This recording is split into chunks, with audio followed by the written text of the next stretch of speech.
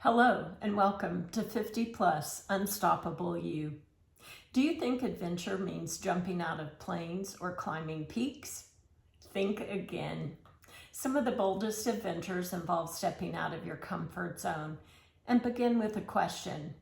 What if I try something new today? After college, I left my small town for Dallas, and my older brother came too. We pressed each other every week to try something new, all on a tight budget. One week, it was a new restaurant. The next, it was exploring a nearby suburb. Simple things, but they made life feel big and exciting. Those were fun times.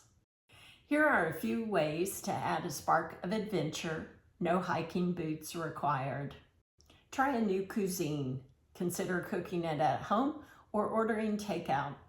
You might consider attending a cultural festival, even if you don't know what to expect.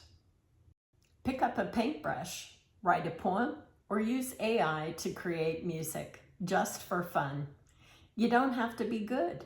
You just have to be curious.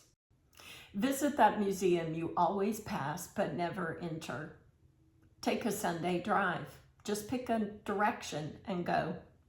Talk to someone new. Say yes to that spontaneous invite, or host a themed dinner. Mystery menu and all.